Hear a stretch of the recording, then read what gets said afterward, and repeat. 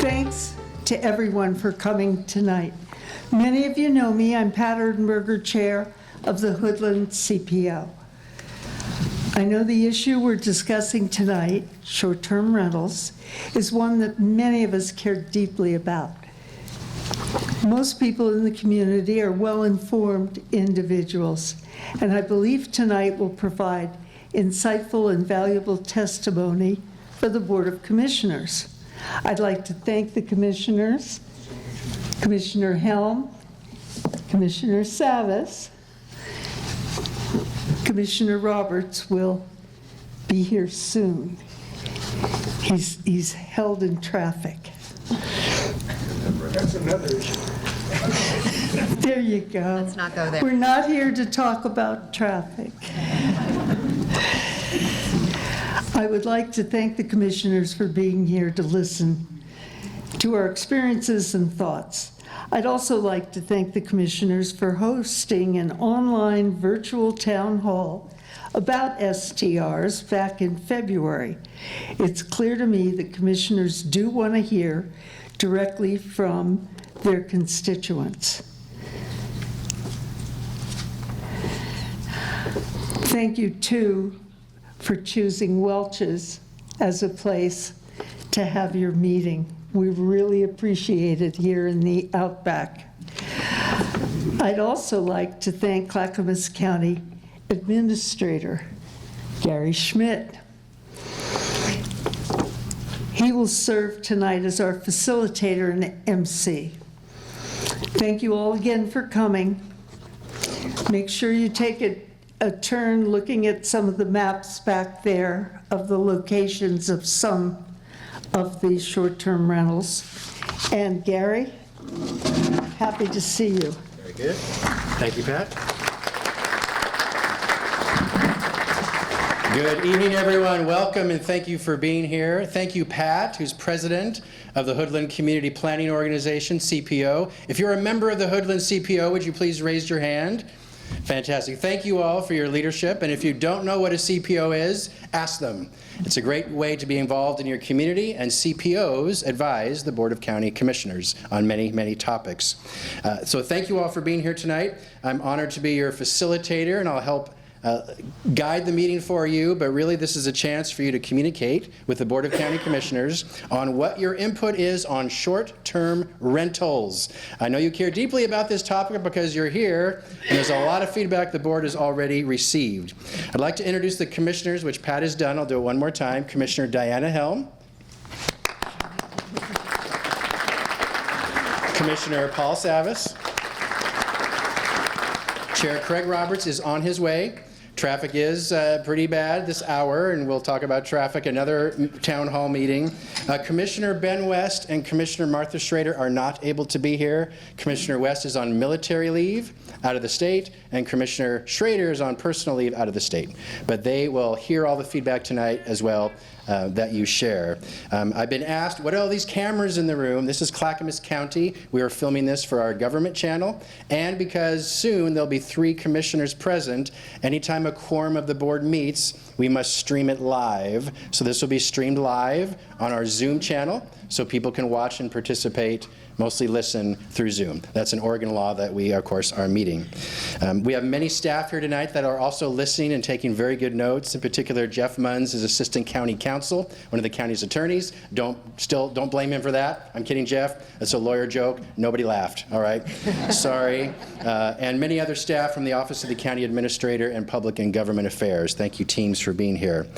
So tonight, the topic, as you know, short-term rentals. Back in 2023, the Board of Commissioners approved and established a short-term rental program for unincorporated areas of the county. This is a pilot program that we've extended twice that lasts until June 30th, 2026, in a few more months. Before the board decides if they're going to make it permanent or not, or make any changes, they want to hear what the public thinks.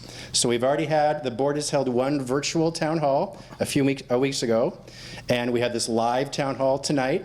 And the board has received a lot of communication via email and phone calls, as well as people attending board meetings at the county offices in Oregon City, which you may still do.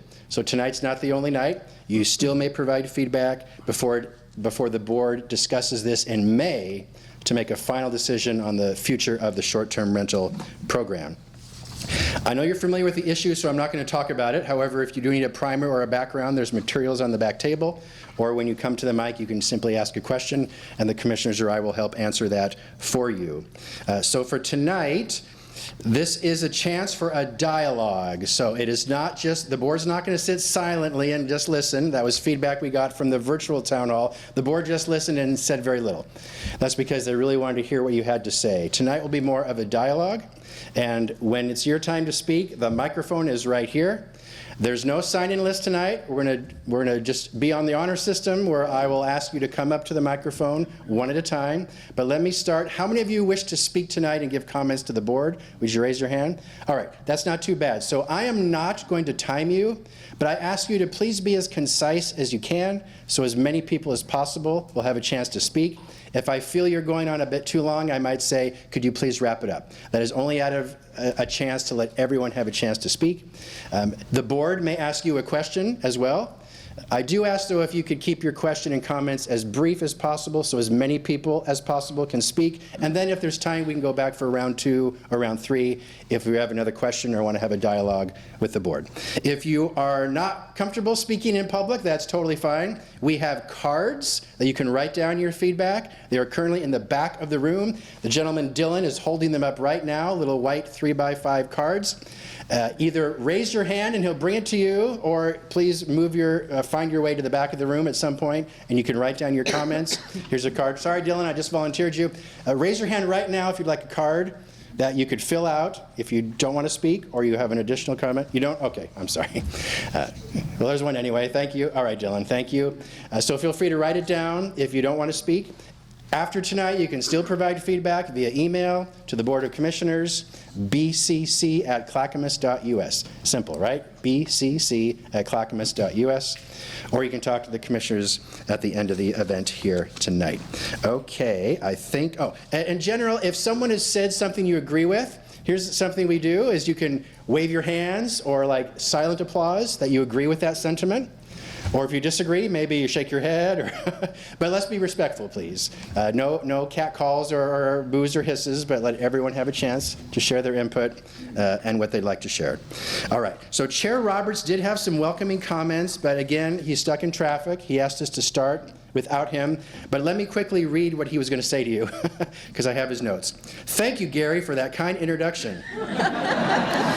The topic tonight is regulations for short-term rentals, and that is very, very important to the Board of County Commissioners. Tonight, the board really wants to hear your experiences and have a chance to have a dialogue with you. But really, they want to hear what your input is. Here are some sample questions to help spur the type of things you may ask. What are your thoughts about the current short-term rental program's regulations? What has worked and what has not worked? What has changed about short-term rentals since the pilot program went into effect in 2023? Do you think the Board of Commissioners should make these regulations permanent? Why or why not? So just sample things to spur your thinking tonight. As Gary just said, we want to hear from as many people as possible, so please try to keep your comments concise, or Gary will cut you off if he feels you're going too long. So again, I'll be respectful, but I may ask you to please wrap it up. And thank you back to Gary, back to me. Thank you very much. With that, we're going to get started. So again, the microphone is yours. I ask you please come to the microphone, make a short line or wait the turn. Please say who you are, where you're from, and then share your comment. So, Commissioner Savas, yes. I just want to make a couple opening comments. Yeah. I've been at this a long time, since it first came up 6, 7, 8 years ago when the previous board tried to initiate this. It's a sordid, complex thing, but there were some things I heard at the town hall in February that I think are worth clearing up, and take these comments constructively. So first of all, one of the things I heard was, I sensed that there was some confusion that somehow the Board of County Commissioners implemented the tax, the tourism tax, right, the TLT. Fact of the matter is, no, we did not. It's always been there. It's embedded in statute.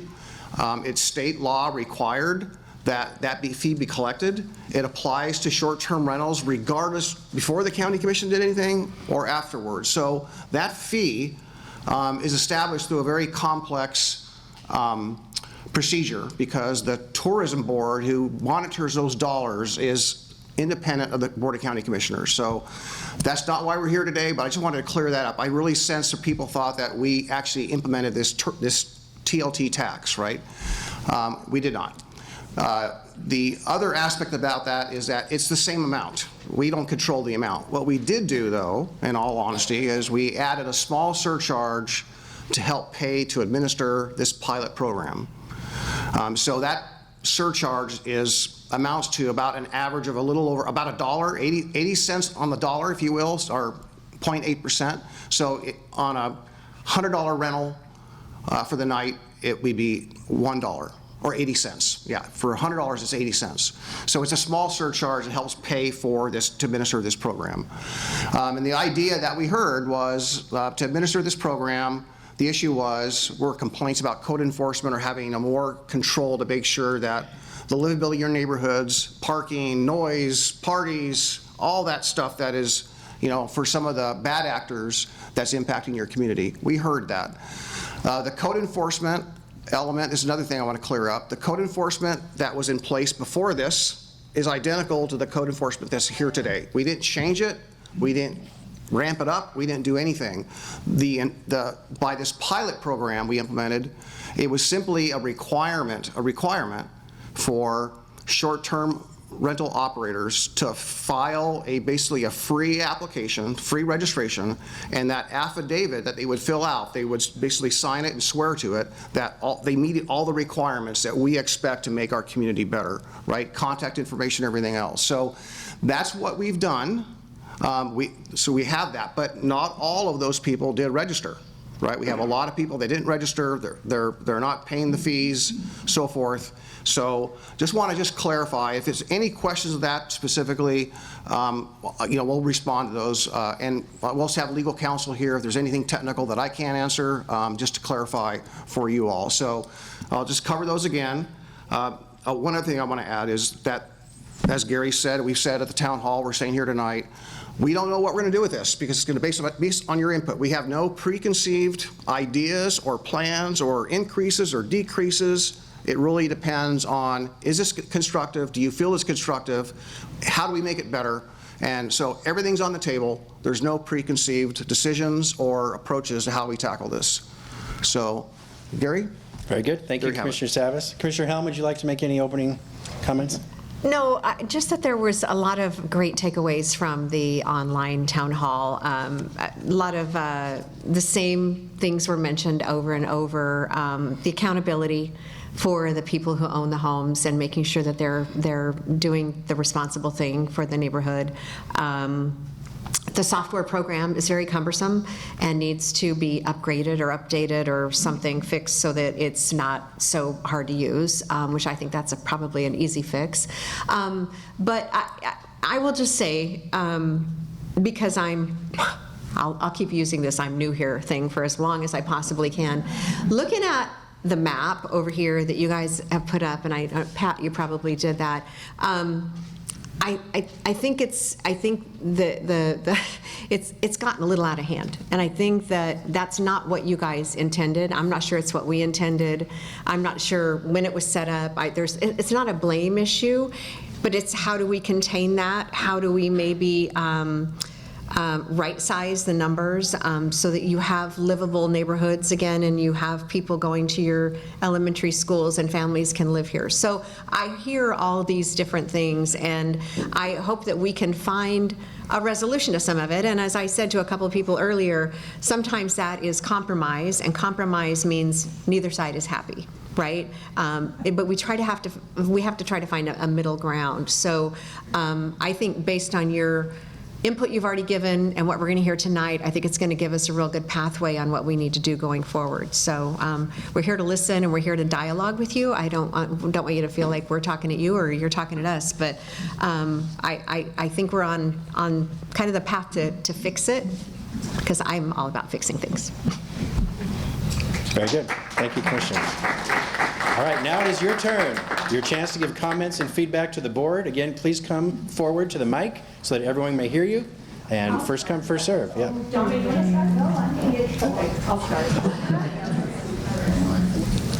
Can you hear me? Okay. I'm Mary Ellen Fitzgerald. A lot of you know me. Yay! I have 3 points. One is, like you just mentioned, we've hit the saturation point on this. I live on a working class neighborhood, not fancy golf course. I built my house for $100,000, not fancy. 20 houses on my street, half of them are short-term rentals. So my point is, for folks who, like me, was a working class, maybe $50,000 a year, most of them, or 60, how can they even start to look at buying a house here?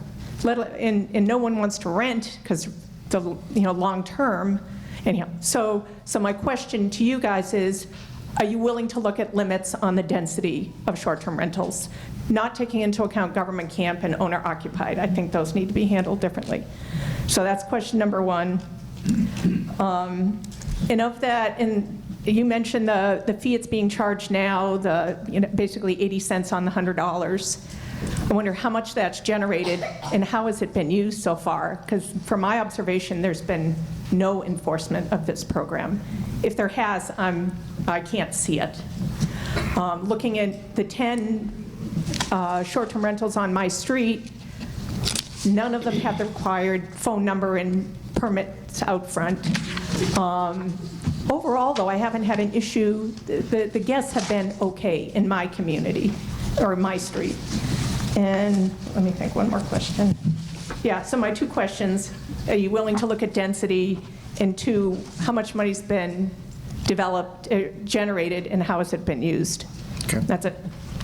Sure. So, yes, I am willing. I'll let Commissioner Helms speak as well, obviously, get her opinion.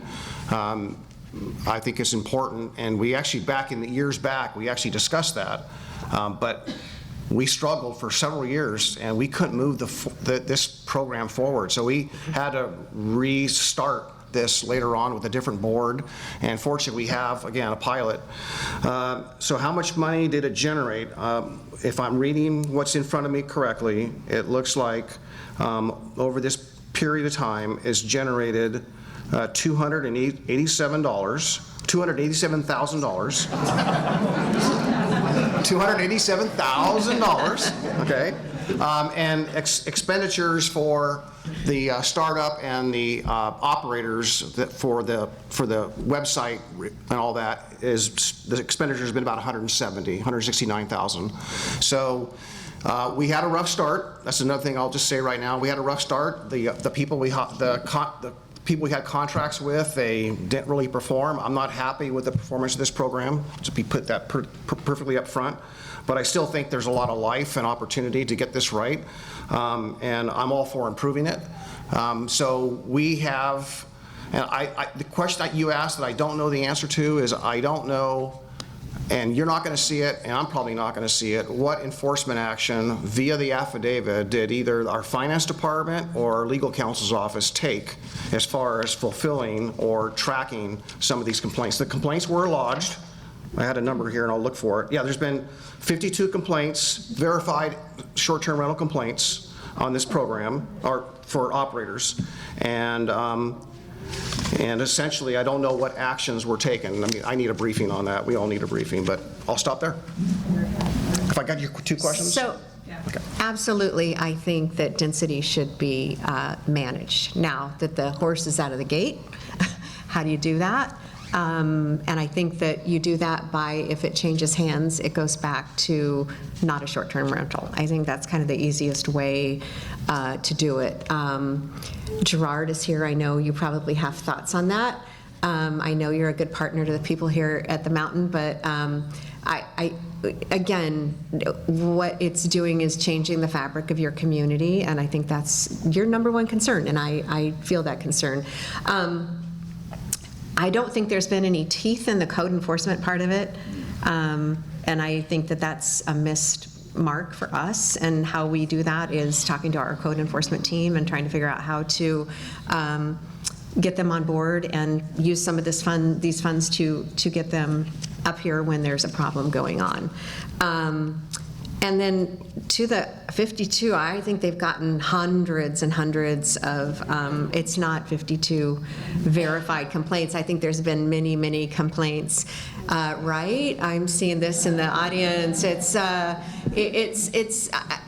one of the things that I know that we had trouble tracking was there's a lot of them, and this is part of the program that we use, is that it doesn't give, it says like a reason, but then it says other on, like, I don't know, half or 3/4 of them. What are the others? I mean, and so I don't want to discount those, but there's been a lot of complaints, and I understand it. I'm dealing with an issue in a neighborhood in Damascus where there's somebody firing their gun all the time, and the sheriff said, well, we've only gotten 5 complaints, and the people have logged their phone calls, and they said, no, we've done like 75. So it's like, how do we track that and make sure that we're hearing it, number one, and responding to it? So these are some big issues that we're going to have to try to figure out, but I know that you guys are going to have ideas on how to do that too, so I'm looking to you for help. Yeah, one small, on that 52 complaints, those are the verified short-term rental complaints. There were a lot more complaints, but according to this, and this is, I didn't craft this, but 52 of those were verified as STR properties. All right, please, thank you. Please come to the microphone for your next question or comment. Okay, here we go. I had to do this again. Okay. Patternberger, Welch's. I got deep into the data, into the numbers of things comparatively. There are approximately 3,200 housing units in the Mount Hood corridor. This includes government camp. 647 are registered short-term rentals, and that's 20% of the housing stock, which is extraordinarily high for what some observers call a mountain gateway community. We're the place that's less expensive before you get to Govey. Members of the community who've been focused on this issue for the past 2 years are quite sure there are more than 100 unregistered STRs. If that's true, the percentage would rise to about 24%. I was noodling around online, and I found a study done last year at the University of Montana. It was carried out and focused on STRs overwhelming the housing stock in Montana. There are 2, there's Yellowstone and another one, and communities like ours that are nearby were, they complained bitterly because it was so high, and it was 5% of the housing stock. The authors concluded each community must take a data-driven, context-specific approach that balances housing affordability with economic opportunity. The percentage causing issues for each county were very low numbers compared to ours. And I put those charts from that and cited it. 51 of the registered STRs are owned by people or companies outside of Oregon. 537 of owners or companies live outside of the corridor. Now, that tells me that we're not depriving people of renting a house, a room in their house. And I do feel if people are doing that, they deserve a break. They deserve a different approach, because they're much less likely to have issues. Program management for this program has been dismal, and it's pretty clear to us. You see, there has to be a couple of FTEs dedicated to this, one in enforcement and one administering and transferring money and checking things. To our knowledge, no one has ever come and checked on one of these. So program management is a big deal, and enforcement's a big deal, as you mentioned. So we need perhaps to raise the fee. And if you raise the fee, some people may find that they would rather sell the house or rent it to a family full-time. And then we would have more children in our school, which would be very nice. Anyway, it is a lopsided housing issue, the sort of thing that sort of snuck up on people, and that's what the Montana study does. I don't have questions at the moment, but thank you for listening. Thank you for the information, Pat. Thank you. Well, my name is Marie Lauterbach. I actually live behind the Koya Kitchen, so I'm not a Tim Rim person. I've cleaned one STR up in government camp, and wow, talk about party house. I mean, liquor bottles, broken windows, all kinds of stuff, and they didn't seem to care, the management whatsoever. And it was probably $1 million home. Anyways, my question is, and then my statement is, my question is, if you ended the program and told them, well, we're not going to do this up here anymore, or you limited it to so many a street, then you would kind of force these people into having to maybe sell their home. Now, I've lived up here since 2016, and we used to have a nice little thriving community. I always wanted to live up here. I moved from Oregon City, and I thought that this is great. I'm living in the mountains, Smoky Bear, you know, everything, and I thought this is really cool. But it's been dying off, and especially since COVID, you know, people closed down the restaurants, and we used to have great places to have food, and there used to be families out eating food and eating breakfast, and places open, and it was vibrant. And now, you know, you get the people coming to Thriftway going, I need to get some more beer, and they're usually from the STRs coming in and wanting to party. Now, I don't know if that would even be acceptable or even be a thought to sit there and say, well, you know, this is kind of expired and we're not going to allow you to do this anymore, and then you get to, you know, figure it out. I don't know. I don't know about that, but I've noticed that less children at the school, less communities, less families. And when I first moved here in 2016, 17, and 18, it was teeming with people, and everybody was really into the community. And you just don't see that anymore. And it's kind of a ghost town. Mm-hmm. So that's my thoughts on everything, and I wish these people good luck, and I feel very sorry for them because I've been in one of them, and I went in, and the second time I said, I'm not doing this anymore. It's like, you need to bring your own laundry soap and stuff. No, I don't. It's a $1 million house, it's 3 stories, you got 2 kitchens in here and everything was just trashed. So, yeah, and they didn't seem to care. But I think this community cares. Thank you very much. Thank you. And Chair Roberts has arrived. Thank you, Chair. Be here. So we have a great long line of people here. So again, thank you for being concise. Go ahead, please. Sure, thank you. My name is Ian. I'm a resident of Clackamas near Malala. Good evening, commissioners. Thank you for your time. Speaking about an unintended gap in the current short-term rental regulations, I want to start by saying I understand and support the intent behind the regulations, actually, especially addressing issues in areas like Mount Hood, where speculative short-term rentals can impact housing availability and create problems with large gatherings. I grew up in Key West. Airbnb is banned.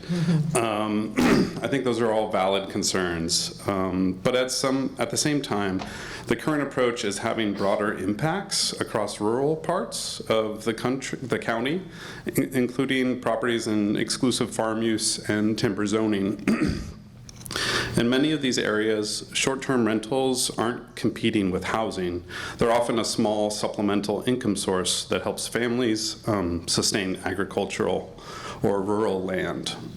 In our case, our property is in a timber zone, but is also under a permanent conservation easement that I had put on the land, and that does not allow timber harvesting. So while it is zoned for timber, it cannot legally be used for that purpose. We are in a very rural setting. Our nearest neighbor is about a mile away, and this type of use is fundamentally different from what the regulations were designed to address here in Mount Hood. Before the current restrictions, short-term rentals made up about 30 to 40% of our income, and we removed those offerings at the end of 2024 to comply. The challenge is that there's currently no pathway, no conditional use permit, no exception process for properties like ours to even be considered.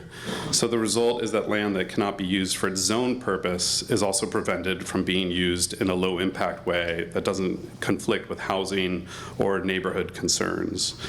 We would absolutely be willing to go through a permitting process if that were an option. But having no option at all creates an unintended situation where certain rural property owners are significantly limited in how their property can be used without a mechanism for individual consideration.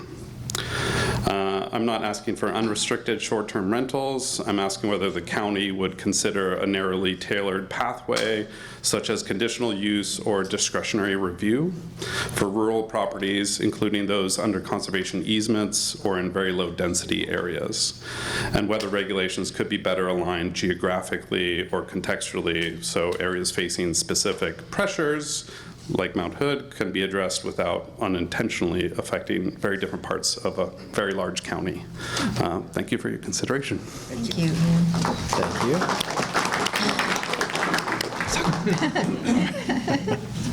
You can go to bed now.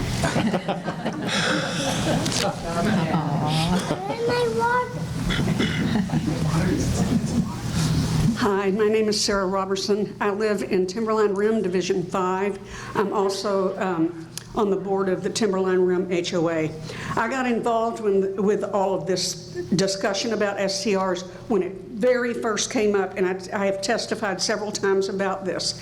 When it first came up and then the decision was to wait 2 years and let's see what happens, I knew when I walked out of that office that we were going to have more STRs in that next 2 years than we would be able to handle, and it's grown exponentially since then.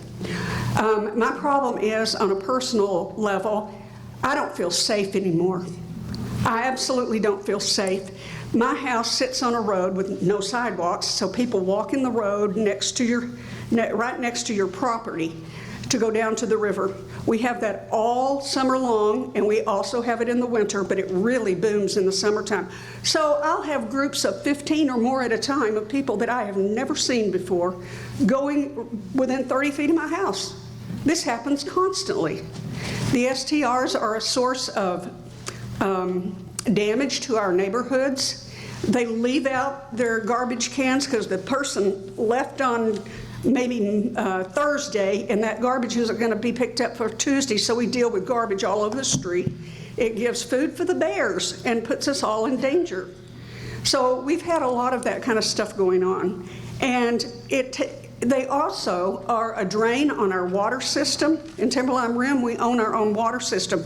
The amount of 15 people showering that are staying in one house when you have so many, it adds up. And I guess in my little section of Timberline Rim where I live, we have about 60 homes, and there's about a third of them now that are STRs. And what has happened everybody that buys one of these houses tells them, they come to look at the house, make sure, you know, they might want to do this or that to it, and they tell the neighborhood, oh yeah, we're going to live here. A month later, it's STRs. Happens constantly. It's happened over the past few years. That's happened to every single house that's sold in my neck of the woods. So we had a 2-year wait and see what happens. Things got worse. Then it was extended. Then it was extended. I'm saying enough is enough. We actually had enough testimony that first time around when they said 2 years that decisions could have been made right then. And now we've gone on and on and on and on. It's time to stop it. It's time to do something. Or maybe you need to be in another line of public service if you can't do this. Honestly, I'm sorry. Thank you. Don't apologize. All input is welcome here. All right. Come on forward, please. My name is Peter Himes. I'm a Welch's resident, and I'm a Hoodland CPO board member. And I'm just going to focus on signage today. The county encourages owners, residents, occupants, and affected residents and owners by nearby properties to cooperate directly to resolve conflicts arising from occupancy, parking, noise, complaints of loud parties in the middle of the night. The only problem is, if there's nobody to notify, how do you do that? So signage is a very key issue. So I live in a little neighborhood called Twinberry Loop right down Welch's Road here. And here's some statistics that we actually got from an FOI from Clackamas County, giving us who the registered STRs are in the area. So we have 48 residences, 11 in my neighborhood are STRs, 23% of the neighborhood, so follows along with Pat's numbers. 9 are registered, 2 are unregistered. 2 have signs, only 1 has a sign with contact information and STR numbers on it. So out of 11 STRs, only 1 is compliant. This is after 2 years of this program being in place. The county finance department, then the online complaint form was used at least 3 times to report non-compliant properties on Twinberry Loop. So the 52 is not correct at all, the 52 complaints. So propose changes to the current short-term rental regulations for signs. First of all, you need a standardized sign, so pick a size that works. Is probably a political sign size, you know, that go in people's yards. Sign must remain up at all times. Current regulation says only when paying customers are there. It needs to be there all the time so neighbors know where the STRs are in the neighborhood. And the contact person's phone that is listed must respond within 2 hours. And I think Commissioner Savas, we worked on these regulations way back when, and that was one of the things that got dropped out of there, is the 2-hour response. When you have people doing naked snow angels at 4:30 in the morning on Christmas Eve, and you have nowhere to call, the Clackamas County Sheriff isn't going to show up, anything else, that contact information is vital for that, to stop that activity. Contact signs are probably the most important part of the program, other than the tax collection, right? Which is probably what you guys think is the most important. And there needs to be a way for residents to let authorities, property management companies, owners know about bad actors up here. This is a key to the public safety and livability in the Mount Hood community. Enforcement of all short-term regulations is the next priority for this program. Please fund some full-time employees and code enforcement to make this happen. Thank you.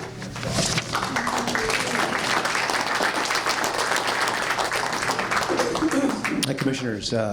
Gerard Lester, Cascadia Getaways is my company. I'm a full-service property manager focusing on short-term rentals. Peter and I did not coordinate this, but I brought a little show and tell.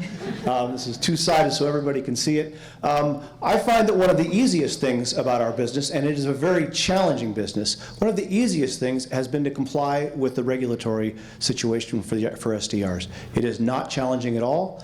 and the county has been very simple to work with. One of the most challenging things that we do is to manage guest behavior, and that's something that we work very hard to do. I'm a lifelong Oregonian. I'm in this business because I love hospitality for Oregon, and I love creating wonderful experiences for people. One of the things that I do want the commission to keep in mind is that simply because a home is no longer a vacation rental, and it may be owned by somebody who doesn't live nearby, it doesn't mean it's going to be a long-term rental or something where, or it's going to be for sale. There are many people who own second homes. They're fortunate for them. I work for many of those people to take care of their homes and to derive revenue for those homes. You can extrapolate through the amount that has been collected through the SDR program that there is quite a bit of revenue that has come through short-term rentals. You can also extrapolate that there is a daily spend for each guest that visits here. So I think there's additional work to be done to see what the positive economic impact has been for short-term rentals. And I want to conclude by saying that I've worked in many different areas of the state and of the country in this particular business. I've been in the industry for over 10 years. My company operates only in Oregon. It's very important for us to work well with the communities where we operate. So I ask that the commission seeks property managers in developing fair regulation that is going to serve us all. Thank you. Could you put your sign up so I can take a picture? Oh, Thank you. absolutely, sure. Thank you. Thank you. The only thing, I love your sign, the only thing I would like to see is number of parking spaces, and that could be enforced as well. I've seen that on the only other, I'll introduce myself in a second, the only other companies that are complying by providing their phone numbers and parking spaces are local rental companies, not your Airbnb, not your Vacasas, so I'd like to get rid of them entirely. So my name is Michelle. Thanks for coming, you guys.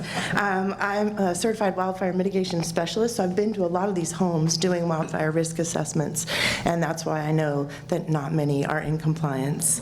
I live in the Mountain Air neighborhood. I live in a 1940 Steiner cabin, and I thought it was going to be my forever home. I don't want to live here anymore. You've heard about the garbage, the parking issues, the noise, the fires when there are no fire season is banned, and I do want to stand up for the bears a little bit. They get dispatched, they get punished, they get killed, not the people who are leaving the trash out. So, so I'm not going to repeat all of those issues. I just want to share a couple of my personal experiences with STR. I would like to propose no more new STRs until there is compliance, a compliance officer. And as I mentioned, only the local rental companies are the ones complying with phone numbers and parking spaces and that sort of thing. We don't have a housing shortage. We have an STR problem. We are saturated. On the last Zoom meeting that you guys had, I heard some of the short-term rental people complaining that they had low bookings because we're saturated. We have too many. I would like some of the short-term rentals, if they're having financial issues, let's turn those into long-term rentals. Let there be some incentive for that. So my experience, one evening I'm sitting on my couch, my curtains are open, I'm watching TV. My car is parked in my driveway, and I didn't hear the car pull into my driveway because it was raining a little bit. I did hear the car door close, and so I waited for someone to knock on my door. I saw someone pass in front of my open curtains. They could easily see my TV was on, my car was in the driveway. This person turned my doorknob and went to walk into my house because he thought it was an STR. So there's a couple issues there. People that are using the STRs are using Google Maps. We don't have good internet service on a good day. So their Google Maps tells them that they've arrived at their destination when his destination was a block over. He's lucky he didn't get bear sprayed. So he met with one very unhappy homeowner. This one is very recent for me, and the county has allowed a new short-term rental to be built 10 feet from my fence. I have a lot of issues with that because I can no longer see the sunset from my backyard. All I can see is the side of his house. That also creates density in the WUI, the wildland-urban intermix. By doing that, he's greatly increased the chances of my cabin burning down in a wildfire. The NFPA, National Fire Protection Association, recommends 30 feet between structures in the California fires, and I was shocked to hear that Clackamas County is not acknowledging these recommendations, which are done by extreme testing done by the NFPA. Clackamas County doesn't acknowledge that 30 feet recommendation. In the California fires, they found that 60 feet, the radiant heat from a house here could catch another house 60 feet. That's why you see whole neighborhoods burn down. I don't appreciate the county allowing him to build his house 10 feet from my fence. Thank you.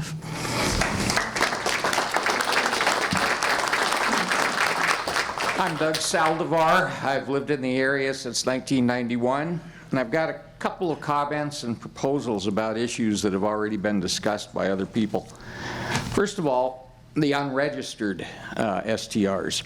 I think the best way for you to do that is to listen to the community. Get a place on your database or somewhere where people can report possible STRs, and then you can investigate to see if they actually are the STRs. Second is the density control. I think that's going to be a difficult one because of legal issues, I think.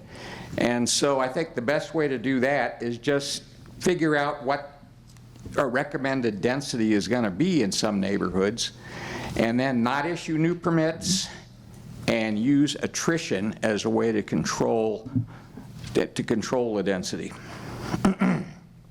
Let's see. Second, or third, I guess, if you decide that you need an additional room tax or registration tax, I think the resort here and other commercial vacation rental places need to be exempt from that. We're having some problems here with revenue at the resort, and I think a lot of that has to do with competing against the residential area STRs.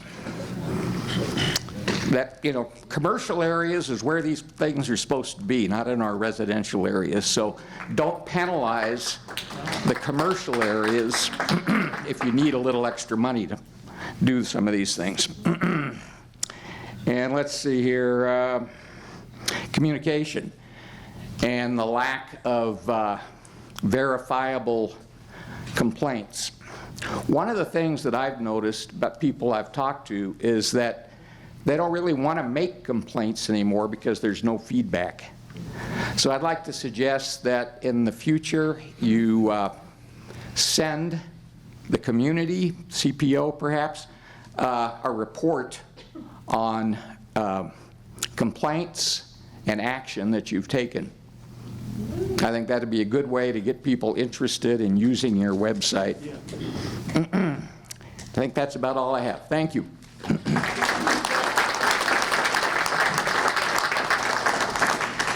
Hi, my name's Dylan Kenny. He, they. I was born here on the mountain. I've lived my whole life here on the mountain. I'm now the rental coordinator for Mount Hood Kiwanis Camp, which is a nonprofit for adults with developmental disabilities on the mountain.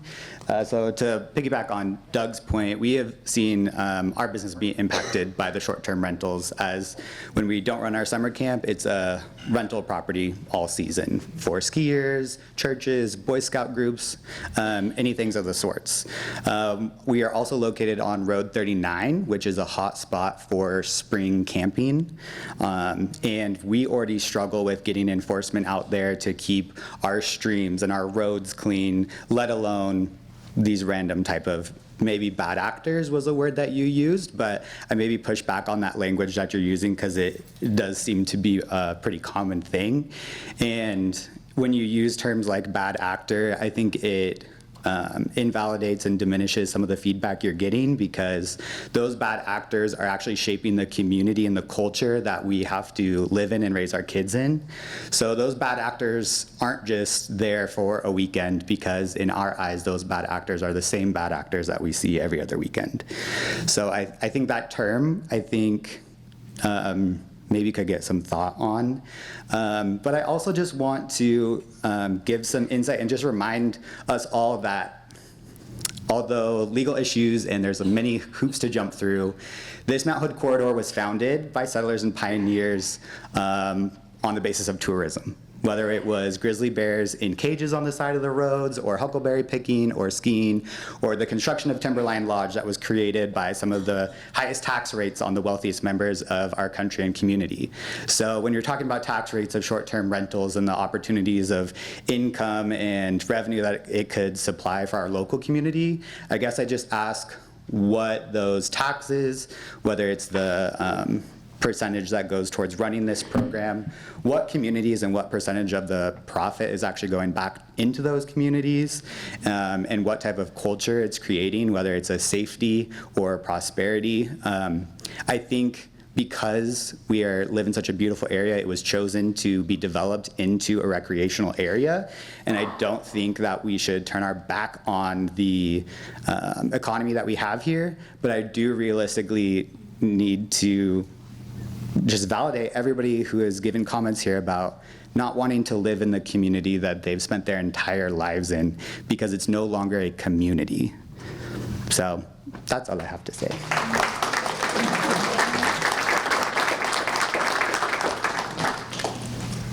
Hi there. Thanks for listening to me. My name is Marge Seifert. I've been on the mountain over 30 years.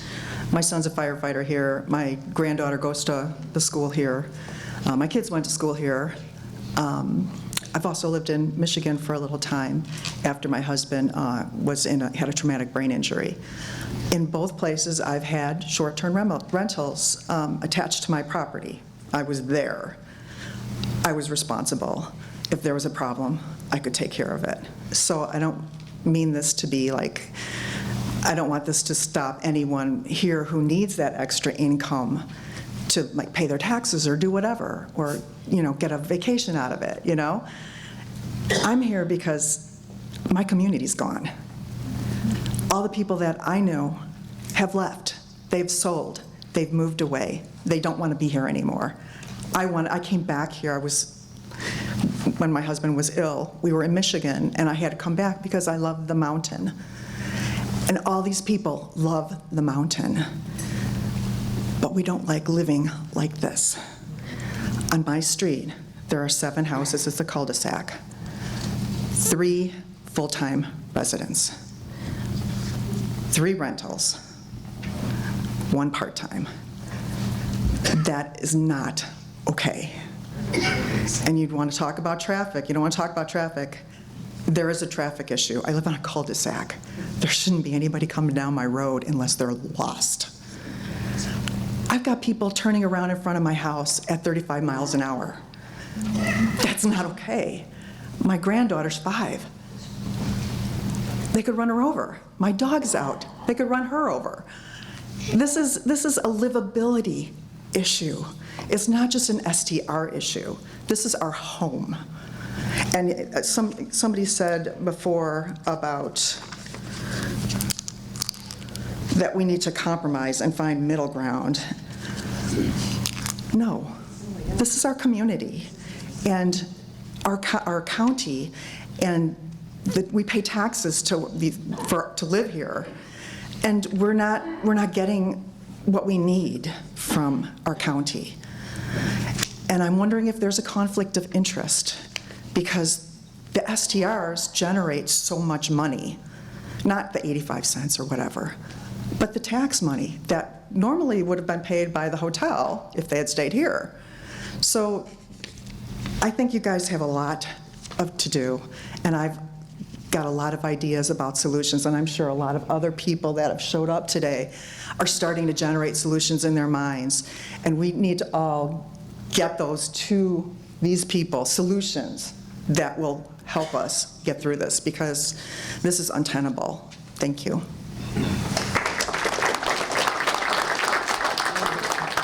Yes, Commissioners. So I heard from a few people here. I want to just clarify. As I mentioned earlier, based on the information I was given yesterday, that the revenue generation over 3 years was $287,000, right? That money's not going anywhere. $169,000 of that was spent on this program. We did not do this. We deliberately did not do this to raise revenue for any purpose. This money is staying here for this program. It's not going into for any other purpose. So there's not a motive to raise revenue or taxes for anything else but this program. If we want enforcement, the previous board could not get an agreement to raise it high enough to provide the enforcement you all wanted. I'll just tell you that back when it originally was proposed to us 6 or 7 years ago, the recommendation was to have a $650 annual filing fee in order to get the enough revenue to provide some enhanced code enforcement. But that the board never got there. They never approved that. So just want to just add that. All right, so I am going to start doing a time check. There's about 30 minutes left scheduled for this event, and there's 11 of you in line. So could you please be a little more concise? And you can always leave comments in writing, or we can talk to you after the meeting. Thank you. Thank you. Good evening, Commissioners. Thank you for continuing the short-term rental pilot program and actively seeking our public input. My name is Ian McCluskey, and I live in Clackamas County. In fact, I'm a 7th-generation Oregonian, and my experience and relationship with this mountain has been lifelong. I'm here representing myself as a small family-scale short-term rental owner. We've been registered and we comply with all the rules and regulations, and we have first-name relations with our neighbors. Our cabin isn't a large commercial operation, and in fact, it's a small historic 1930s cabin that I restored with my own 2 hands, as well as local plumbers, electricians, the roofing company, and Mountain Hardware, which I joke I think I've put all of their grandkids through college many times over, because I'm there probably every other day. My son, who is 2 years old, likes to split wood and make fires. It's his favorite activity up here, visiting our cabin. My great-grandparents took my grandparents to mountain cabins here on Mount Hood. My grandparents took my parents to cabins here on Mount Hood. My parents took me and my sister here to cabins on Mount Hood. And now I'm taking my son and my family here to Mount Hood. And because we were a working class family, those generations, we had to rent. But for a week in the summer or a week in the winter when it snowed, we could have that true Oregon mountain experience and stay in a historic cabin. And this is something, and no offense to the big resorts or the big hotels, but it's something that can't be duplicated in a hotel or a ballroom like this or in the city. It's something that is unique to these vintage 1920s, 1930s historic cabins. They're authentic and they just can't be replicated. Being able to rent our family cabin as a short-term rental is something that we rely on to cover the very, very real rising costs of ownership, from property tax, but as you know, quadrupling of insurance recently, the utilities like PG&E, and maintenance. It's just such costs, and we operate basically at a break-even point. And beyond being able to keep the cabin, preserve it, it allows us to employ a small network of locals, including several cleaners, a local garbage provider, not Bliss, and others who depend on the income in this community. And these aren't just houses. These actually aren't removing stock from livability. I wouldn't be able to rent them long-term. I wouldn't even be able to live there full-time with my family. These were built in the 30s as getaways, vacation homes. They're not well insulated, they're not well heated. They're great for a weekend, and that's about it. They're less than 800 square feet. Imagine trying to live in a place. I'm sorry. I'm going to ask you to wrap up, please. I understand there's concerns, and I've seen them firsthand, the partiers, the hoot and hollers, the yeehaw girls, the big houses, the multi-million-dollar houses with the big TVs, and the lost tourists. So I understand that, and I support reasonable regulations that address noise, pollution, and all those common sense safety issues. But I plead and implore you to not take a one-size-fit-all, not do sweeping measures that lump all of us together, because there are us small family owners and operators who are barely breaking even. Raising cost or fees could take us out of the picture and allow only the private equities and the larger companies to come in. And it would also stop that experience for generations to come. Thank you. Thank you.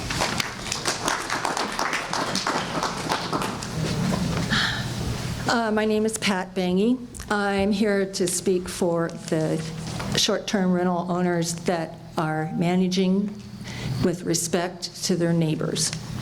I've had mine for 5 years, and I'm here because half-time because my family's here, my grandchildren are here, so I care about this community. I've spent half my time here, in fact. So I screen the people that come into my home because it's a family home, and it attracts families really well. And my neighbors have my phone number, and they know that they can call me any time of day if they have, I don't care, they can call me midnight, I don't care, if they have a problem. And I have a neighbor across the street, so they own their home so that he's a doctor with the National Guard, and he spends a week up here at this home every month, and his family, his kids come and stay in it, and they do rent it out too. I have 2 local gals, that mothers that I employ to take care of my property and help out with the cleaning or management. And my concern has been this sign in the yard. To me, that's just an invitation to a thief.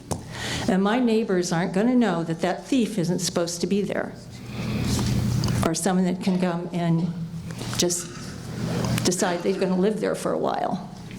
And so the sign doesn't help me out. That's going to make things worse. They know me, my neighbors know me, they can call me. Thank you.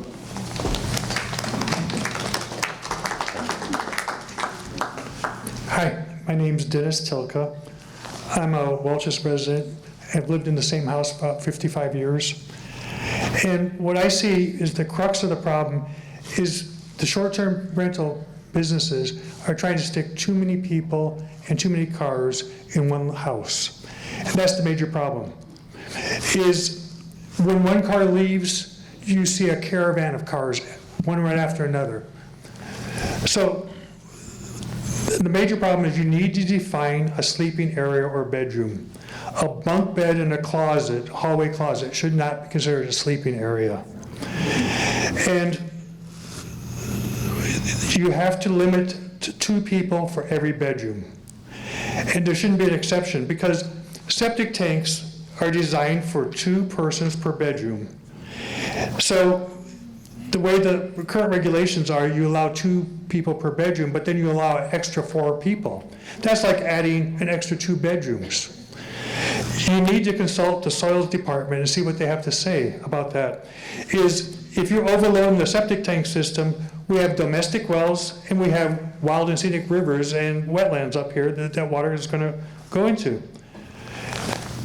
You also need to limit how many people can be on the site at one time.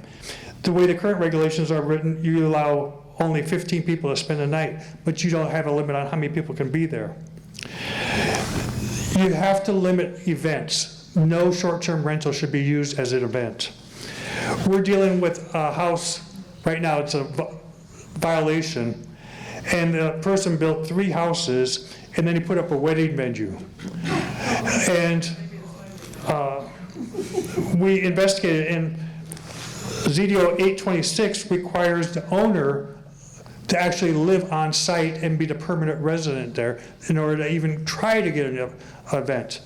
And if you look at the rental places, I've seen places where they rent them for any kind of event there is, up to 50 cars. So, and that'd be another thing too, is you need to limit how many cars and where they park. But I have no problem with one person who lives on the site renting a bedroom as long as they're there. That's like a owner-occupied business. Those aren't the problem. It's the, like I said, these houses that are trying to put as many people in there. But thank you very much. If you got any questions.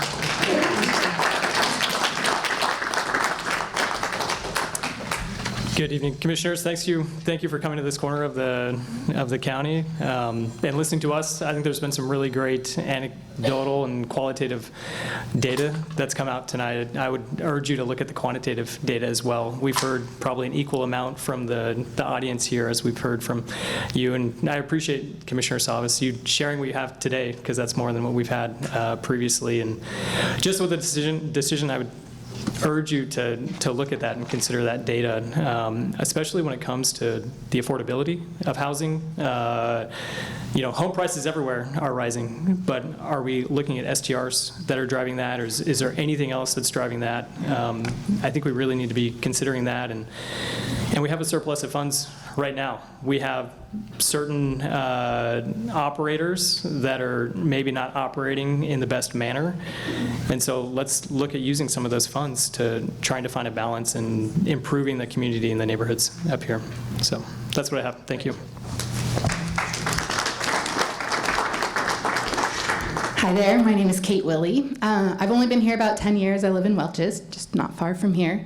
I have some interesting perspective. I own a townhome on the golf course. It was a place I owned with my dad. I had to go through some transitional housing, so landed there for a couple years and just moved to my new spot and decided to long-term rent it. Certainly could make more money with short-term renting it. Being on the golf course, I think that kind of product really works well for short-term rental. Having the shared wall, living there for 2 years, I definitely experienced all the short-term renter guests next to me, so firsthand experience there. I also am a realtor, so I am one of the people that is helping a lot of locals buy and sell homes and also helping people buy their investment properties, so you can boo if you want. But I'm really, it's been fascinating to see, and especially with home prices, and I don't know if you guys have done much on collecting where prices have come down on some of those short-term rental homes that are turning over so quickly. So there are so many homes that sold 2020, 21, 22 that are selling for at or less than what they sold for back then. And a lot of that product, when you think about the product, like the gentleman talking about his 1930s cabin, perfect short-term rental. That's what people want. They want a cute rustic cabin. What they don't want is their suburban home plopped on the mountain. That does not make a good short-term rental. That takes real family housing off the market. So there's no way to regulate that, but I do think it's really interesting when I see what buyers want these days. They want the cute, quaint cabin, and they are no longer settling for the more traditional home that is what I think really impacted us as far as housing for our local residents. I have kids. There are actually 29 kids in kindergarten this year, so that is a lot of kids, I think, for this year. So kids are coming around. I don't know. I know there's no way to regulate that, but I would like that to be taken into consideration where there is a product out there that makes for a really great rental that is kind of needed for up here, but it's really hard to lose the product that is much more serving for our families. The septic guy, talking about the septic, that was on my list. I really deal with that with reselling of homes, and I see these septics. I've seen more people's septics than you ever want to know.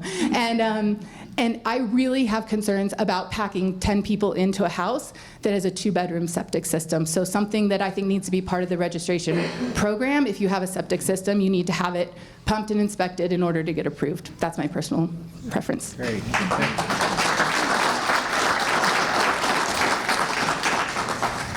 My name is Mike Paxton, and this is probably going to be unsubtle. The principle of me being here today is to support both the short-term rental and the county, okay? Because right now the county is in a rock and a hard place where you don't have the funds to actually support what Dennis over here just said, that you have like 10 cars and people going back and forth. All right, so regarding as of the fact as to what some of the other counties like Lincoln City has done, okay, nobody really likes a rental house, but right now is that the voice is not ours to actually to debate. It's up to you to make the actual, the process to make the funding, to put the ordinances in place, to actually make it happen, to actually have permits and have regulations regarding that are upheld, and so be it. Okay, so regarding the fact if you're going to be a short-term rental, you need to be held accountable for that. All right, there's no middle ground to that. But regarding the people that are actually renting the house, they also need to be held accountable for that too. What I'm trying to say is that there should be an ordinance written regarding in any county across the entire state that actually upholds the person that actually literally does the disturbance of the peace, that actually has 10 more cars. The ordinances actually have to be written by you guys. The fines need to come from the police department. They need to have the jurisdiction to be able to give a citation. Right now, they don't. Because if they arrive on a property, or if they do or they don't up here, but like in Lincoln City, they don't have the ordinance. They don't have the ability to give a citation. So right now is that, no, I'm not the person that was doing naked snow angels earlier in the year. And right now I'm probably one cookie short because I haven't eaten dinner yet. But right now it's up to you guys to make the difference, to have the funding be available so these people can actually have a peace of mind. And somebody is held accountable. The person that actually rents the house, the ordinance should be written, and I will help write the ordinance regarding the person that actually rents the house. Not the person that owns the house, the person that rents the house that actually has a contract is held responsible for what they're doing. This is our town. And if it's Lincoln City, it's their town. It's wherever these people are not abiding by our rules need to be upheld. But right now, it's got to be through funding through you guys because you're understaffed, you're underfunded, and right now is that, yeah, there's going to be a fee for us. I am going to be a short-term rental one day because I plan on being on an island 6 months out of the year. But the point right now is that there has to be a funding to support this. So you guys are the people that can make this happen. And right now is that, stop delaying it. We know where you're going already. We know where you're going to be. Get it going. The people like Dennis and the other people here need to be heard, but it needs to be enforced. That's it. Thank you. My name is Bob Phillips. I live on Marion. I have a cabin on Marion Street in Rhododendron. We've had it for 30 years. We are part-time owners of the house. We don't live there. When we moved in, we had 6 full-time residents on our 600-foot portion of the street and 1 short-term rental and 5 of us were part-timers. We now have 1 full-timer, 6 short-term rentals, and 5 part-timers. We have exceeded the carrying capacity of our neighborhood. There are times when I go up during peak season and I am totally outnumbered on the street. I am the only one there. And I had an instance in November when I had to call the police at 2 in the morning with 15 young men outside that were chasing a woman into the woods. And I felt vulnerable for the first time in my life. And I don't get upset I was a middle school teacher. Nothing scares me. Okay? But we have exceeded it. Our road is in difficult repair. We are on an unimproved right-of-way. I go out and I try to do the best I can taking care of it. But it's rutted. It's in bad shape. The garbage is left out, and the bears are coming in. And I just hope that you could do something looking at the saturation and anything you could do to encourage the homeowners to get bear-proof cages to put their garbage in so that we don't have, I'm worried about going outside to check the car at night now, just because I might run into a bear. So if you could do something about any of those things, I would appreciate it. Thank you. Thank you.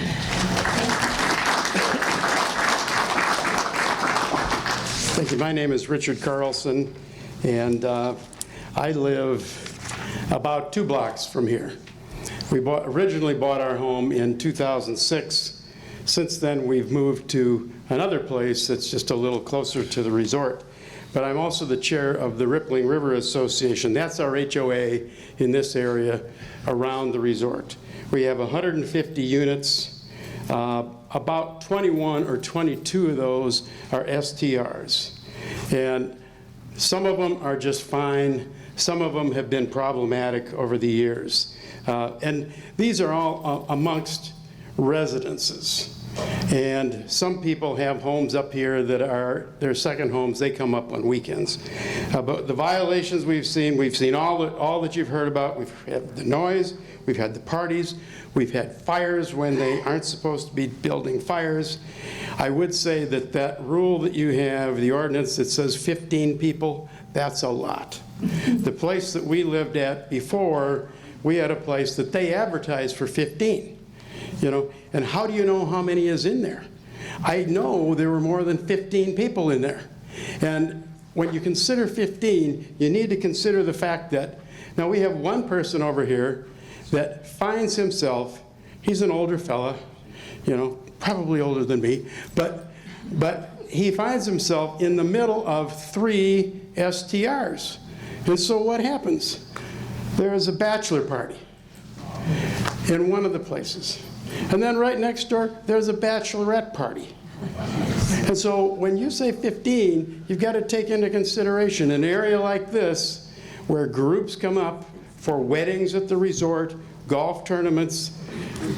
They're going to bring up a bunch of people, and that creates the problems. You know, I guess I also want to say that as an HOA, you know, some people think, oh, HOAs can control what happens. And that's only to a certain extent, because it depends upon your declaration or your master plan. So for us here, as a board, the most that we can do is fine $500 per violation. That's it. Now you can imagine that some of these houses, and I think you've heard this, a lot of these STRs make a lot of money. The place across the street from us with the 15, I can tell you, they make a bunch of money. In fact, $500 is a drop in the ocean to them. You know, that's also come up in the context of your enforcement, when you charge 0.0085% on a $250 house. That gets you about $2.12. That's it. And so if funding enforcement is a problem, well, I think there's a pretty easy answer to that. And so the enforcement for us, that's a huge thing, because our HOA can only enforce to a certain extent.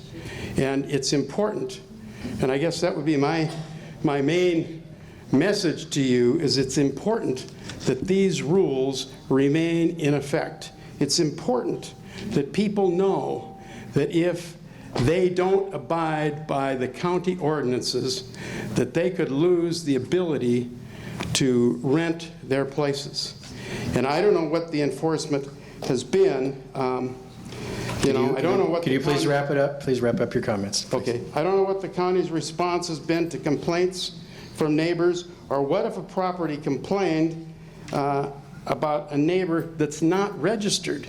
What do you do about it? How does the county respond to that?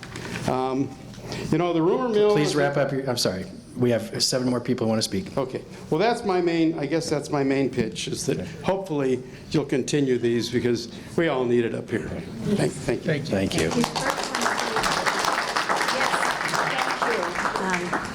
I'm Donna Rogers, and thank you for being here, and Craig for showing up. And, so I want to thank everybody here for coming out. This was pretty emotional, and many of these people haven't spoke before, and there was a lot of passion. What I didn't hear, and yes, we need to firm up these regulations, and they cannot expire. Absolutely, this pilot project has to move forward to become real regulation. The second part of that is nobody talked about fire and emergency. And in the case that this wonderful person said she doesn't want contact information, I hope Murph's behind me. But what had happened on December 17th is a very good example about why contact information is so important. And many of those homes were vacant and or had vacation rentals in them. I'm not going to spend any time on that because I want to talk about fire. And I think not one person except for the kid that's cutting the wood has spoke about fire. This is critical. Every vacation rental in my neighborhood has a fire pit. almost everyone. And there is nothing out there that tells them there's a do not burn sign. So I would implore, you have fire regulations in that they have to have a fire extinguisher, they have to have a smoke detector, but there's not one word in the regulations about fire pits and the responsibility of that owner to make sure that we do not lose our homes in a fire. And I talked about that before, I will again. Also, shooting and fireworks. Now, I called the sheriff, and guess what he said to me on the shooting? Is anybody bleeding? And I'm serious. That was the conversation from the dispatcher. And what I said was, maybe. So what my point is here is that discussion, the homeowner says, yeah, it's in the book that she has for her renters. And I'm like, you're kidding me, right? That doesn't stop anybody. So I don't know where that fits in, but it absolutely, we are in a fire community, and I am not the only one here that has seen a lot of illegal fires. We need to have some kind of responsibility or some citizenship that allow us. I show up with a bucket, a shovel, and the fire closure order. And so the responsibility of those homeowners to help us save our homes. The one man that did talk to is a 15-person vacation rental across the street, and he told me I have homeowners insurance. Are you kidding me? So I want to give a plug to Cascadia, because they're the only management company that I have dealt with that has handled the problem. They showed up, they had the fire put out. He even went so far as to buy a solo fire pit to help my peace of mind. And those, I got it, sir. Let's wrap it up. So thank you, and this is a responsible owner, and thank you all for being here. Okay, before you speak, so we're at the formal end of the event, but the commissioners have agreed to stay until everyone has had a chance to speak. But now I'm going to start timing you. I have been timing you, actually. 2 minutes each. Please just cut right to the point. I apologize, but we have to be up by 8 o'clock, and the commissioners want to make some comments. I want to go quickly here. Joyce Stone. A couple comments. First of all, what everybody is saying here today, they've got valid points. We all need to address this. There's no question about that. I'm surrounded by short-term rentals all around me, and I have successfully been able to work with the short-term rental owners in ensuring that they're compliant and I'm compliant, that my lifestyle isn't changed. I just simply let them know I'm not dealing with your management company, I'm dealing with you. And if you want me to manage your short-term rental, you're not going to get good reviews. So we have an agreement. I've taken it on myself. Secondly, I'm just going to go through because I only have 2 minutes here. Okay, first of all, that signage thing, I think it's absurd. It litters our mountain with more signage. I'd like to see when somebody comes up with a conditional use permit or an application for conditional use permit, people are notified within the area. If an application comes in for a short-term rental, the people around should be notified with the owner's name. 24-hour access, not necessarily a rental company. That way there's no more signage in our beautiful community, because all they're doing is advertising. And we've got enough of that with the old Oregonian boxes that still remain. Code enforcement, I think you need to revamp in code enforcement altogether. It needs to be for long-term rental, short-term rental, and homeowners. We're a mess up here. We've got people living in front yards. We've got trash in full-time rentals. We've got bears eating trash in homeowner, properties. It's not just short-term rentals. Property manager came up and said he'd like to have been part of some sort of communication to show their perspective. I tried that when this first started. The community simply, those that were in charge of the committee to evaluate short-term rentals in what our community, they wanted nothing to do with that input. It was strictly blinders on, we don't want short-term rentals, we need to get these people out of here. And there's been a lot of vigilantism that's gone on here. Thank you so much. Thank you so much. The COVID surge, there's a natural recalibration going on. Things are changing. There's a lot we can do, and we need to work as a community to get it done. Thank you. Thank you. Hi. My name's Susie. I'm glad to have the opportunity to talk. One of the things I wanted to mention is the marketing of the short-term rentals. If you look at some of the advertisements and how the pictures are put and it's listed, the problem that I'm having with mine on the street is the guys will show up, the gals will show up, the people show up, and they don't know they're coming to a neighborhood. Because if you look at the listing, oh, it's so slick. It looks like you're out in the middle of nowhere and you could run naked, you'll never see a person.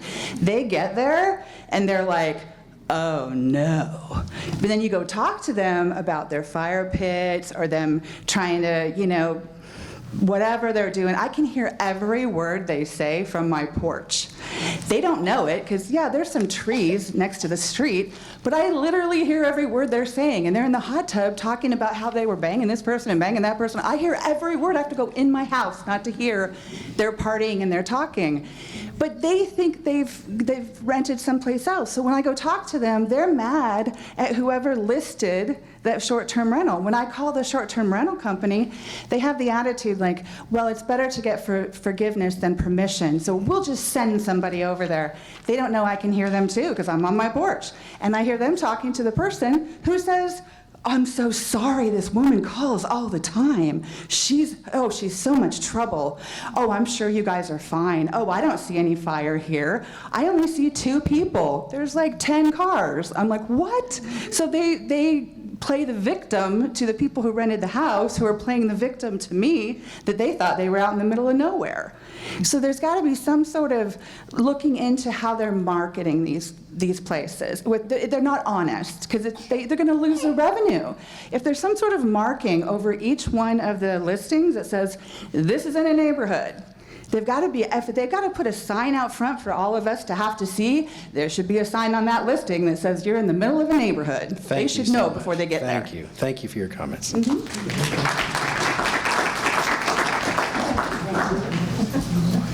Good evening, Commissioners. Welcome to the hood. My hood, for a change. My name's Gerald Murphy, or Murph. I'm Vice Chair of the Clackamas County Planning Commission. I'm a community volunteer here in this neighborhood. Been here for 52 years.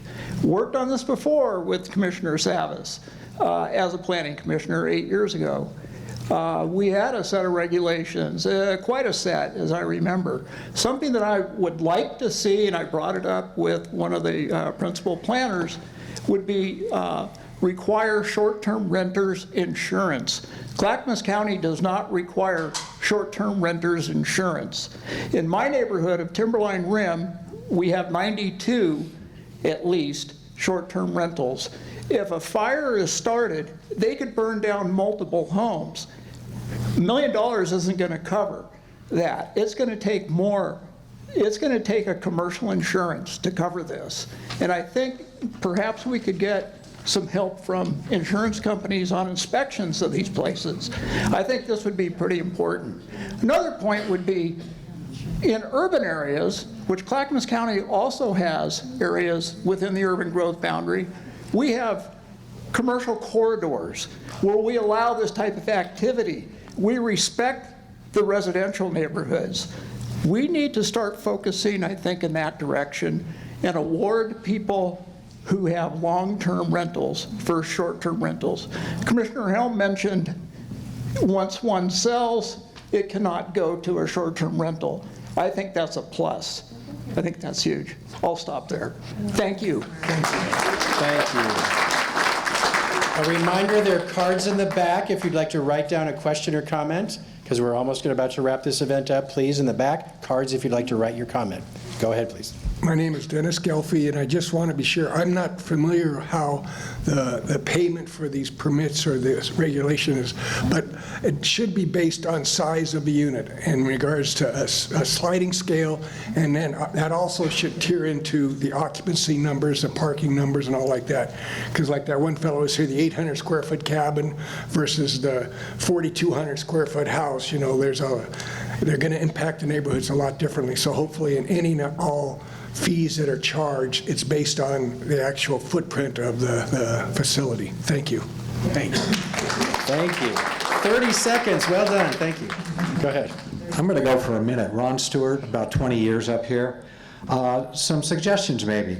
What about a classification system for STRs? It seems like the people that actually live on the property and are there firsthand to manage are a different animal than people that have the property as an investment property. Permit, time limit on how long you have the permit for the STR.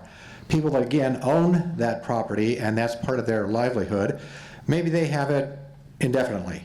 Somebody who buys property as a commercial investment, maybe it's a 3-year cycle. Then they have to relinquish the permit, let somebody else that's waiting in line to get a permit to do that up here on the mountain, they can come in. There could be exceptions. You could get back on sooner if there was nobody in line waiting to get a permit. Enforcement seems to be a key issue here. I come from a different land far away, was part of law enforcement. A solution there for the rural communities, they actually subsidize housing for law enforcement so they could live in that area and support that community with enforcement.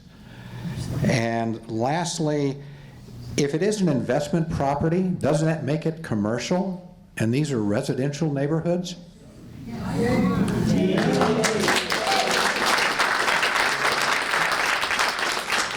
Hello, I'm Dan. I'm the lodging manager up at Collins Lake Resort in Govey, but I am also a resident over in the Tim Rim neighborhood, so I see two perspectives. One, where I am there every day managing guests, and please, I can use all of the support that I can get, but I feel like I work very, very hard to ensure that the guests that are coming up to Collins Lake Resort are there to have a good time, but be respectful.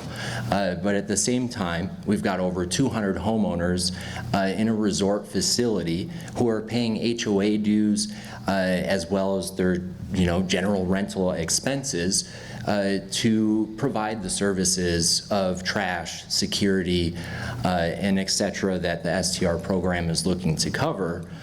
A lot of the owners that I work with up on the mountain want to understand if this program moves forward, we feel like we do a very good job of ensuring trash is taken out in time, ensuring that basically all of these regulations that the STR program is trying to bring forward, we accomplish that very well. So if this does move forward, I just really want to understand how the enforcement side will further benefit the Collins Lake Resort homeowners beyond all of the fees and such that they're already paying. So that's all. Thank you. Just a shout out real quick for Collins Lake. It's a beautifully managed complex. My name's Marty Bown and I live here in Welches. I am a member of the Hoodland CPO board and I'm also chair of the land use committee. Just some bullet points from tonight. That's why I wanted to close. Things that are really on people's minds tonight are enforcement of the short-term rental code. Code 8.10, subparagraph 010, is to regulate short-term rentals for public safety and livability and clarify the process and enforce the violations. So that's what the purpose statement says, and that's what we expect. We expect public safety, livability. Noise, that's a big issue up here, and then I'll refer you to County Chapter 6.05 noise control. I believe that those should be posted in every short-term rental, that quiet hours are between 10 p.m. and 7 a.m. Many visitors ignore the noise ordinance or do not know about the ordinance. I think that more people would be quiet if the ordinance were posted. I really worry about outdoor wood burning fire pits, and I'd like to see that change to being propane only, especially up here in our forest. Also, that safety issue that was talked about where you're supposed to confront the party that's causing the problem. Not going to happen. That's going to lead to some disaster somewhere along the line. One off-street parking spot per sleeping area, as stated in code, is unrealistic and leads to overflow parking onto the streets, blocking emergency vehicles and residents. In my mind, a model could be just a total number of cars, 4 cars, period, whether it's on-street or off-street, but oftentimes we see 10, 15 cars. Signage is important for me. I don't think it has to be anything as glamorous. If you ever go to Hawaii, they simply have a small sign with a code number on it that says what that house is. Then you can go online or something and find out the rest. Dennis brought up the fact about sewers. I'm a retired realtor, and I see that up here all the time where sewer systems fail. And usually it's because there's the wrong things are put down the toilet. And when you have people up here that aren't familiar with septics, it's leading to a problem. Evacuation routes should be posted in each STR as they are down at the coast for tsunamis. I realize that's a difficult choice here. It's basically just an arrow to Highway 26. But still, they should be posted because people, when they follow roads in and follow Google Maps or whatever to get somewhere, and they're in the middle of an emergency, and the cell phones don't work, and they don't realize how to get out. And then, of course, the return of SDR collected funds to the Hoodland corridor. We'd like to see that to promote compliance with dedicated county FTE. We want to make sure that Hoodland remains a vibrant, well-maintained, quiet, and safe natural haven for those visiting our beautiful Mount Hood for generations to come. Thank you, Marty. You're welcome, thank you. And one last little comment. Hoodland CPO is willing to collaborate with you at any time for best solutions to these issues. Let us know. And thank you very much for coming to Welch's. Thank you, everyone, so much for your feedback. Now, commissioners, are there any comments or insights you'd like to share based on what you've heard? Oh, I've been taking a lot of notes. Wow. Okay, I'm just going to throw this out there just because this is like my mind is just going, and I'm a processor. I'll go home and I'll be up like at 2 a.m. going, oh, I should have said this. I should have asked this. But so how do you feel, just show of hands, how do you feel about homeowner-only STRs up here? Yes. All right. Okay. Owner-occupied homeowner, local residents who own them, who rent them, who are here to manage them, right? Okay. And then like a 3 strikes and you're out kind of thing for people who are not following the rules. I mean, doesn't that kind of make sense, right? These are just things like, well, and then Gerard, I'm going to put you on the spot really fast here. If you run over to the mic really fast, I want to ask you a quick question. So what do you, I've been to a lot of Airbnbs. I've been to a lot of VRBOs. Vacation rentals. Yes, okay, all those, right? I follow the rules, so I leave the house in better condition than I arrived, right? Sometimes I fix things just because I'm bored. Thank you. But what do you require from your renters, and what accountability do you make them have? Like, I've signed things like, if you break this rule, you owe us $1,000 or something, right? So I know there's been no It's a complex situation because some of those renters come in through Airbnb. They're not direct. So they have the backing of a channel, a marketing channel, like Airbnb. Airbnb says do not confront them directly in person, et cetera. So there's a lot of barriers in this. And so it's a very complex issue. From my perspective, guest management starts well before somebody checks in. Exactly. And there are several phone calls, communications, letting them know exactly what behavior is expected of them. If this behavior is not as expected and conducted, then we do reach out and contact guests directly. That does need to be reinforced. People get vacation brain, that is for sure. And so those things do need to be reinforced quite often with people. Okay. Is that helpful? Question from a short-term rental on the Mount Hood Kiwanis camp. We make all of our guests for short-term rentals have an event insurance policy, regardless if it's a wedding or just if it's a Boy Scout camp. And that's $1 million policy that they have to pay for if anything were to happen. And so you can get a policy for an event insurance policy from anywhere from 10 to... It's cheap, yeah.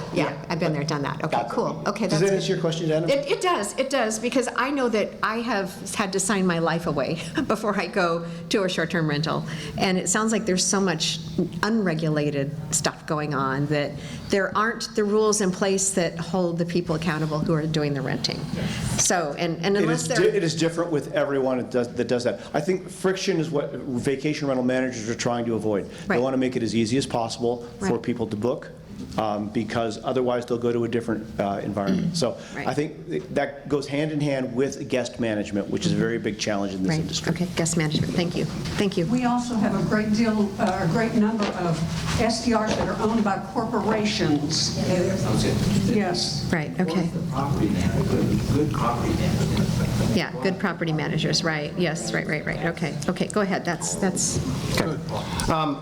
Thank you all for Yes, contributing yes, tonight. thank you. A lot of good input, and a few new ideas I hadn't heard over these years. The ideas that we've been kind of chatting about, Commissioner Helm mentioned one of them was 3 strikes, you're out. One of them was a cap. I'll just use the word cap. And we talked about that years ago, but we didn't have the votes to get the cap. 2 of us on the commission talked about it. I thought it was a good idea. The idea of that if you're also 3 strikes, you're out, then, maybe we can bring the cap down or adjust the cap of how many short-term rentals there are. There was another idea as well, but as I mentioned earlier, we're open to input. We're open to how we shape this or not. The code enforcement is probably the most expensive challenge of all, right? Because, as I mentioned, the code enforcement that we have at the county, regardless where you are, regardless of a short-term rental, is the same today as it was before we did this short-term work or this pilot program. So I would, we hear all around. Let's say we're not even talking about short-term rentals. We're somewhere in a CPO somewhere that's having an issue. People are complaining about something, and it's a code enforcement issue, right? I've heard this for the entire 16 years I've been a commissioner, and I've been in public service as a CPO member myself since 1997. So I, too, as a CPO member, was trying to get code enforcement out of the county. So it's never been robust. It needs more funding, significant funding to make it happen, and our code enforcement staff are pretty loaded. Gary knows this. But if we want more code enforcement, I think that's a topic that it can't be just limited to STRs unless there's a separate funding stream that STRs pay for, right, that make it deliberate for that. So we'll explore that. Again, I know we'll have more conversations with you all, and I look forward to continuing the conversation. Yeah. All right. May I ask one question? So, sir. Could you go to the microphone, please? Oh, I'm sorry. So when we were visiting this in 2023, we had a model at Tillamook. And right now, we have no way to see who that owner is. Tillamook, if I want to look up an owner in Tillamook, it is a public document that we can go in and say, this address, who's the owner? Can we have something like that? And I know we have gotten a public request and we have this list, and I can tell you right now that there are at least a dozen that I can see that are not registered. But the only way for me to do that is go to call the county, see who the owner is, and if we know that that's a vacation rental, can't we come to you? Can't we come to enforcement and ask for that? And would that be something that we could have in the future? I'll look into that. I know we will. We all will look into it. Yeah. Ordinance that actually upholds the people that are not actually abiding by the rules, that are renting out, and hold them accountable to a fine if they're caught renting out without the legitimate procedures that the county requires. And sir, those are some of the problem homes. Absolutely. Well, so I mean, The ones that are not. it's got to be promoted by, somebody's got to start this. It's got to be you guys. Yeah, so That would be my request. I think kind of to wrap it up, first and foremost, I just wanted to say a huge thank you to everybody. This is just an amazing turnout, and one of the big things I really see here is really a lot of heart, a lot of passion, and really this is about livability. And as you know, as former sheriff, I used to be a deputy work in this area. I love this area. And when I hear people are wanting to move and talking about how disappointing it is the only thing I can tell you is I want to give you hope. right? And I feel like our job is to be good listeners, and also to act with some urgency. And that's what I feel like this situation needs, is really making sure we're getting all the input and make sure we do this right. I want you to know we have a lot of staff here taking notes. We have county council here who's really in charge of a lot of this, listening to your input and really kind of steps forward. I can tell you personally that I've spent a ton of time trying to get up to speed on this issue myself, because I know how important it is to this community. I've looked at programs in Arizona, Lincoln City, Boise, Idaho, McCall, Long Beach, Washington. And the one thing I can tell you, in talking to a lot of these different entities, they've had a lot of problems too, right? And so we want to get this right. And I think my colleagues here, we see one of the big issues is, number one, is really this code enforcement and some accountability. And you also heard, and when I talked to some of these other agencies that have short-term rentals in different counties, they do have kind of a 3 strikes you're out kind of one program. They also limit based on bedrooms and space, and a lot of those things really are taken into account. And the very last thing I kind of want to say is, I know many of you lived through that 2020 fire, and I was right in the middle of that, and it kind of sticks with you forever. And we were back in D.C. just seeing a debrief on the Palisades fire, and one of the big issues is we have to be on top of this fire issue. It will spread so fast, and it will not only be lives, but it will be disastrous. And so to me, that's one of the big priorities of how we regulate and make sure that that's done. I don't care if you have to put a padlock on that fire pit or whatever, that this is not the place to be having fires. So, you what? Remove the fire pit. Right. Yeah, so whatever, I mean, and that's what my point is we just have to take that seriously and making sure that we're looking at all those things. So I want to just reassure you that our board's working together well, our commitments to really take what you said and really take it back to the office and really start working on making some things happen, and with that sense of urgency. Yeah. That's what I wanted to ask you about. Are you on any type of time schedule as you consider this? Well, I can just say personally, I mean, when it got extended, I was frustrated, to say the least, right? And part of the issue was we had discussions about coming up here in the winter when there's a ton of snow, and I was saying, I'll come up, but we wanted to make sure we had everybody here that could give us the input, and that was one reason why it was put off, right? So we are committed to moving with this.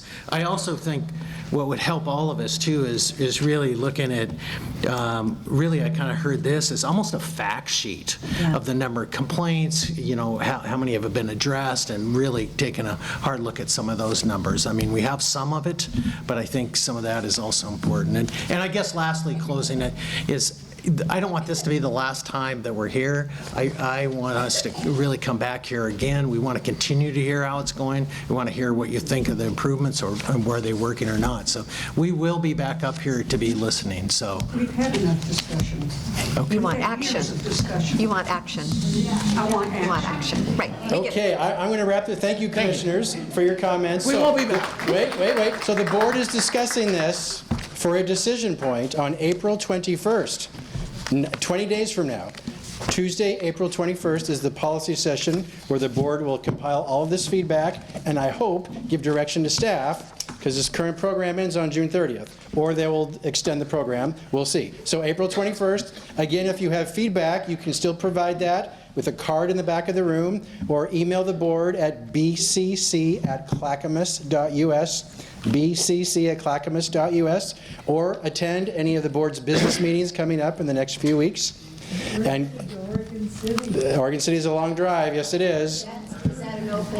It's open. All the meetings are open. The business meetings, you can testify on Thursdays, the Tuesday, April 21st. You may attend, but there's no public comment on that date. So that is our event today. Thank you so much. Thank you to Pat and the Hoodland CPO members for all your help.